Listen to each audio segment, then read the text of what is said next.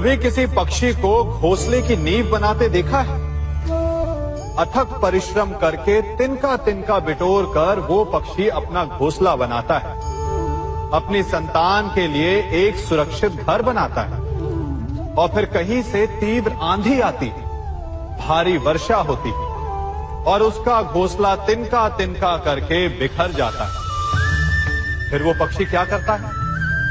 वो रोता नहीं, ना ही विलाप करता है। वो बिना विलंब करे फिर से अपना घोंसला बनाना प्रारंभ कर देता है और सफलता पाता है। फिर हम क्यों छोटी छोटी असफलता से भयभीत होकर परिश्रम करना छोड़ देते हैं?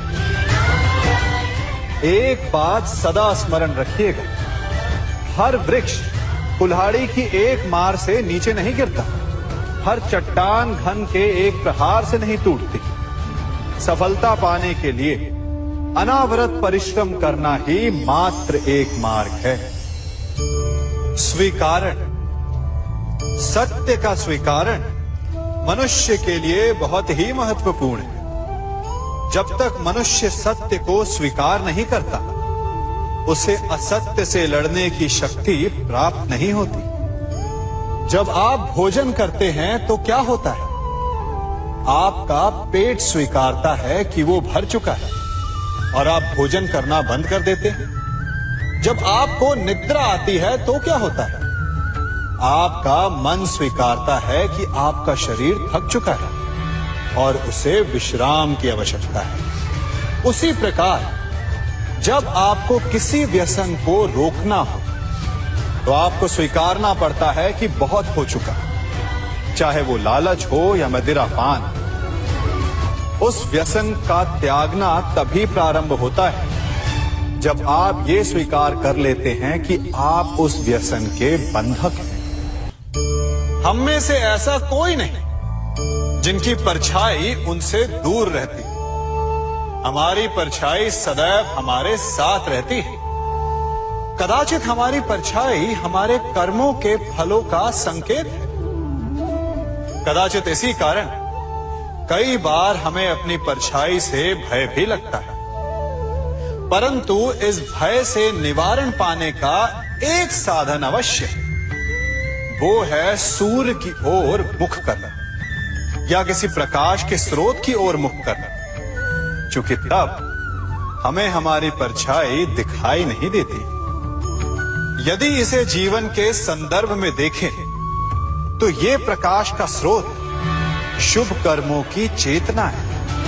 यदि आपके मन में शुभ कर्म करने की इच्छा है तो आपको कभी भी अपने कर्मों के फल का भय नहीं होगा, क्योंकि यदि आपका मन शुद्ध होगा तो आपके कर्म शुद्ध होंगे और शुद्ध कर्मों का फल कभी अशुद्ध नहीं हो सकता। आज मैं आप सबको एक कथा सुनाता हूं। एक दिन प्रातः एक व्यापारी अपने घर से निकला। घर से निकलते ही एक बिल्ली ने उस व्यापारी का मार्ग काट दिया। व्यापारी घबरा गया। वो फिर से घर लौट गया और शुभ घड़ी की प्रतीक्षा करने लगा। और जब वो पुनः अपने घर से निकला तब वो वाहन जा चुका था जिससे राजा तक पहुंचकर उसे भेंट देनी थी। राजा को भेंट नहीं मिली। राजा क्रोधित हो गए। राजा ने उस व्यापारी का व्यापार बंद करवा दिया। इस कारण व्यापारी क्रोधित होकर घर पर अपनी पत्नी से लड़ बैठा। पत्नी अपने बच्चों समेत मैके वापस चली गई और उस व्यापारी के जीवन में यदि कुछ रह गया था तो केवल अंधकार। और इन सब का कारण वो उस बिल्ली को मानता रहा जिसने उसका मार्ग काटा था। ऐसा ही एक दूसरा व्यापारी राजा को भेंट देने निकला और उस व्यापारी का मार्ग भी एक बिल्ली ने काट दिया। वो व्यापारी तनिक घबराया, परंतु उसने आगे बढ़ना अधिक उचित समझा। राजा तक वो समय पर पहुंचा। उसने राजा को भेंट दी। राजा प्रसन्न हुए और राजा ने व्यापारी को अपना व्यापार बढ़ाने की अनुमति दी, स्वर्ण आभूषण दी। जब व्यापारी घर पर पहुंचा तो पत्नी को आभूषण और अपने बच्चों को देने के लिए वस्त्र थे उसके पास। हर ओर प्रसन्नता थी। समझ रहे हैं ना, दोनों के साथ एक ही प्रकार की घटना हुई, परंतु दोनों की प्रतिक्रिया भिन्न थी। ऐसा ही हमारा जीवन भी है। हमारे जीवन में प्रारब्ध का अपना स्थान है, परंतु उससे कई अधिक महत्वपूर्ण हमारी प्रतिक्रिया, हमारे सोच का प्रभाव है। क्योंकि यही हमारे जीवन को आकार देते हैं। इसलिए अपनी सोच को सकारात्मक रखिए। आपका जीवन सदैव आनंदमय रहेगा। आप इन दो पात्रों को देख रहे हैं। मेरे इस पात्र में जल है और ये पात्र मिष्ठान से भरा हुआ है। दोनों ही पात्र भरे हैं, परंतु देखिए, मिश्री को जल में मिला दिया, जल ने मिश्री को अपना लिया, मिश्री ने अपना अस्तित्व खो दिया। परंतु जल को अभिमान है कि उसका अस्तित्व अभी भी बना हुआ है। परंतु जो इस जल को चखेगा उसे अवश्य पता चल जाएगा कि ये जल अब वो जल नहीं रहा, ये अब शरबत बन गया। हमारा त्याग, हमारे बलिदान भी ऐसे ही होते हैं। जो इस बात को अनुभव करते हैं वो समझ सकते हैं कि कैसे हमने समय की धारा को बदल दिया। जो बलिदान देते हैं उनका अस्तित्व कभी नष्ट नहीं होता, अपितु उनका बलिदान संसार में कुछ ना कुछ परिवर्तन अवश्य लाता है। हम सभी कभी ना कभी, कहीं ना कहीं अपने जीवन में यात्रा अवश्य करते हैं। हमारी यात्रा में कभी पक्के रास्ते आते हैं तो कभी कच्चे रास्ते। पक्के रास्ते मनुष्य बनाता है और कच्चे रास्ते जानते हैं कैसे बनते हैं? चलते चलते बन जाते हैं। जब लोग एक स्थान से जाते हैं तो पैरों के दबाव से नीचे की घास कुचल जाती है। बार बार उस मार्ग से जाने से धीरे धीरे मार्ग स्वतः ही बन जाता है। और यही जीवन है, यही नियति है। जब आपके जीवन में आपको मार्ग ना मिले तो रुकिए नहीं, आगे बढ़ते रहिए और आपके पैरों के दबाव से मार्ग स्वतः ही बन जाएगा। हम सभी अपने जीवन में सफलता चाहते हैं, है ना? उसके लिए हम रात दिन परिश्रम करते हैं, कड़ी मेहनत करते हैं, परंतु फिर भी असफल हो जाते हैं। परंतु ऐसा क्यों होता है? कभी सोचा आप सबने? क्योंकि सफलता पाने का मंत्र बड़ा कठिन नहीं, बड़ा सरल है।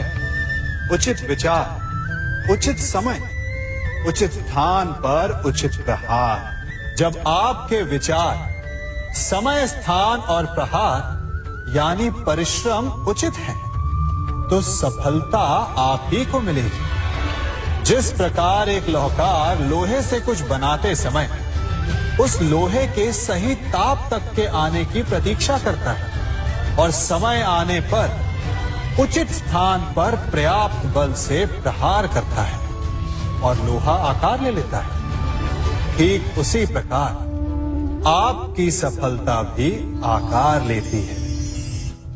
हम सभी को अपने जीवन में कभी ना कभी निराशा मिलती है, असफलता मिलती है और अधिकतर लोग इसके पश्चात भाग्य का रोना लेकर बैठ जाते हैं। कुछ कहते हैं कि जिस स्थान पर मैं हूं उससे कई ऊंचे स्थान पर होने के योग्य था, परंतु नहीं जा पाया। किसी को पीड़ा है कि उसे जो मिलना चाहिए था वो उसे नहीं मिला, भाग्य ही बुरा था। भाग्य क्या होता है? भाग्य वन में खिला पुष्प देवताओं को चढ़ाया जाएगा, या किसी सुंदरी की वेणी में वो सजेगा, या फिर उसे कुचलकर उत्पाद बना दिया जाएगा। ये सब एक पुष्प के नियंत्रण में नहीं होता, परंतु जब तक उस पुष्प का अस्तित्व है सुगंध बिखेरना उसके वश में अवश्य है। परंतु भाग्य हमारे वश में नहीं, और जो हमारे वश में नहीं उसके लिए दुखी होने से क्या होगा। कर्म पर वश है, वो कीजिए और धीरे धीरे भाग्य आपके वश में आ जाएगा, क्योंकि कर्म ही प्रधान है। सम्मान। मनुष्य के जीवन में सम्मान का बहुत अधिक महत्व है। वो उसे अपने हृदय, अपने मन से जोड़कर रखता है। कदाचित इसीलिए हम शत्रु के सम्मान पर चोट पहुंचाते हैं, ताकि उसे पीड़ा पहुंचाई जा सके। परंतु ऐसा करने से सावधान रहे मित्रों। शरीर पर लगी चोट मनुष्य भुला सकता है, परंतु उसके सम्मान को लगी चोट उसे जीवन भर पीड़ा देती है। और स्त्री के मान सम्मान पर लगी चोट उसे उस सीमा तक ले जाती है जहां उसे केवल प्रतिशोध दिखाई देता है। यदि अपने शत्रुओं को जीतना है तो प्रेम से जीतिए, अपने कर्मों से जीतिए। उन्हें अनुभव करवाइए कि उनसे भूल हुई है। किसी के सम्मान को ऐसी चोट ना पहुंचाइए कि वो आपका नाश करने पर उतर आए। स्मरण रखें, किसी का अपमान करके आपके हृदय को कदाचित थोड़ा संतोष आ जाए, परंतु उस अपमान से आप कई हृदयों को आघात पहुंचाते हैं और अपने लिए एक शत्रु और बढ़ा लेते हैं।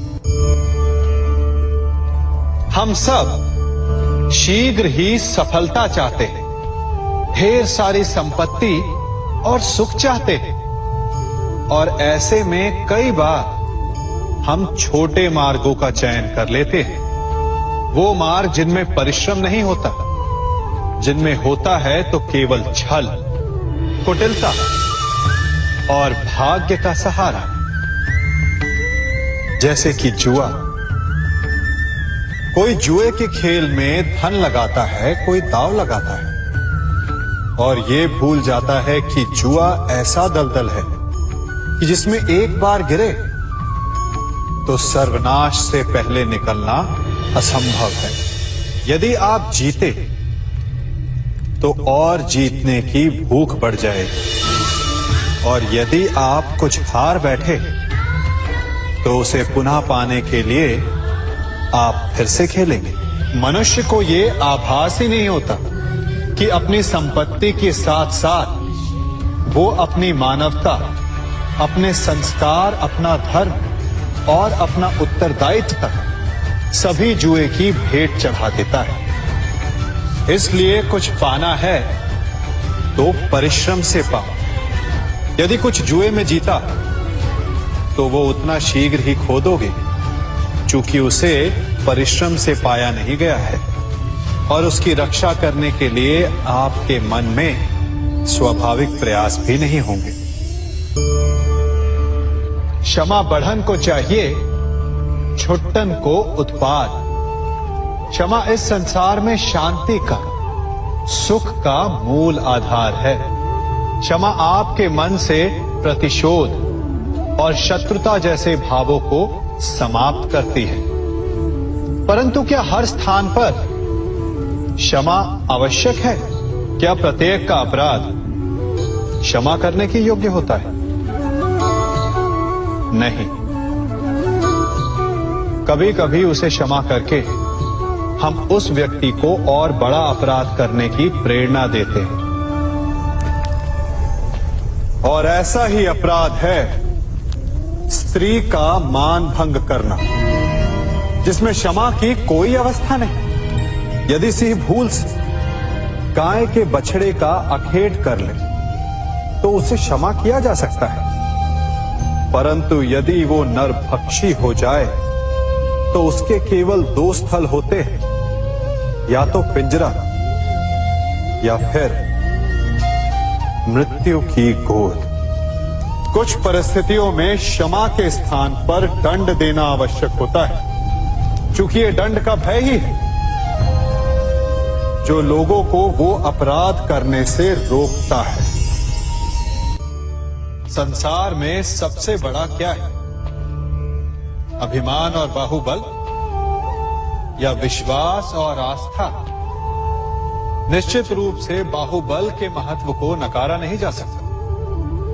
मनुष्य अपने बाहुबल से पर्वत को मैदान बना सकता है, सागर सुखा सकता है, मरुस्थल में नदियां बहा सकता है, परंतु बाहुबल को सहारा होता है विश्वास का। यदि मन में विश्वास ना हो तो बाहुबल किसी काम का नहीं। वो कौन सा बल है कि मोर आकाश की ओर ताकते हैं? वो विश्वास ही तो है जिसके कारण वर्षा होती है और दोनों की प्यास बुझती है। परंतु जब पाप के बाहुबल का सामना धर्म के विश्वास से होता है तो बाहुबल हार जाता है और जीतता है विश्वास। विजय होती है आस्था की। यदि आप सत्य के मार्ग पर चल रहे हैं और आप अपने इष्ट में आस्था रखते हैं तो किसी भी पापी का बल आपका कुछ नहीं बिगाड़ सकता। कभी सोचा है हमारा जीवन भी उस रेत की घड़ी की भांति है? जो रेत नीचे गिर चुकी है वो हमारा अतीत है, जो अब भी ऊपर है वो हमारा आने वाला भविष्य है, और वर्तमान ये संकुचित स्थल है जहां से धीरे धीरे करके रेत गिर रही है। अर्थात हमारे पास जीने के लिए यही एक क्षण है। उसका उपयोग कैसे करना है ये हम पर निर्भर करता है। जो बीत गया उसका दुख मनाना है या जो भविष्य में होने वाला है उसकी प्रतीक्षा में क्रोध करना है। सब कुछ करने के लिए यही एक क्षण है। प्रसन्न रहना है तो उसके लिए भी यही एक पल है। प्रतीक्षा करते रहोगे तो ये पल भी भूतकाल में बदल जाएगा। इसलिए आनंद के लिए, परोपकार के लिए प्रतीक्षा ना कीजिए। आपके पास जो पल है उनका भरपूर सदुपयोग कीजिए, क्योंकि इस घड़ी को पलटकर आप फिर से समय अवश्य गिन सकते हैं, परंतु अपना बीता हुआ समय आप वापस नहीं लौटा पाएंगे।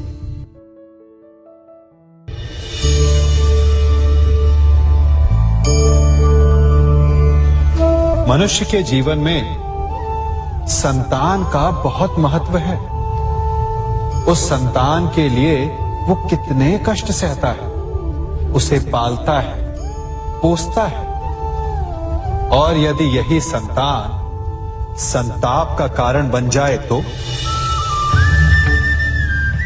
क्या ये उसका दोष है? अधिकतर ये दोष हमारे लालन पालन का होता है। बचपन में बालक के हठ को मानकर हमें आनंद की अनुभूति अवश्य होती है, परंतु धीरे धीरे अपने बालक के हठ को मानकर उसके हठ के दास हो जाते हैं। एक हठी उद्दंड और असंस्कारी संतान उस सूखे वृक्ष के समान होती है कि यदि जिसमें आग लग जाए तो वो सारे वन को भस्म कर डाले। और स्मरण रहे, जब उसमें अग्नि लगती है तो सबसे पहले वो स्वयं के घर को ही भस्म करती है। इसलिए जब आवश्यकता हो तो अपनी संतान के हठ का विरोध करें, उसे रोके, क्योंकि यदि समय रहते ऐसा ना किया गया तो भविष्य में इस समस्या के परिणाम गंभीर हो सकते हैं। प्रतिज्ञा, वचन, ये सब मनुष्य ने समाज को सही दिशा में रखने के लिए बनाए हैं। वो मनुष्य ही क्या जिसके जीवन में नियम ना हो, जिनका वो पालन ना करे, परंतु समय के साथ चलने के लिए नियमों को बदलना भी आवश्यक होता है, क्योंकि ये आज का समय ही तो है जो बीत जाने के पश्चात इतिहास बन जाएगा। यदि आवश्यकता पड़ने पर नियम और प्रतिज्ञा भंग ना की जाए, समय की मांग के अनुरूप अपनी प्रतिक्रिया ना बदली जाए, तो इतिहास हमें कभी क्षमा नहीं करेगा। आवश्यकता पड़ने पर आपकी तोड़ी हुई एक प्रतिज्ञा, एक बंधन कभी कभी पूरे मानव इतिहास को बड़े विनाश से बचा सकता है। इसलिए नियम, प्रतिज्ञा, वचन कुछ नहीं, कुछ है तो केवल समय, जिसके अनुरूप चलने वाला ही सफल हो सकता है।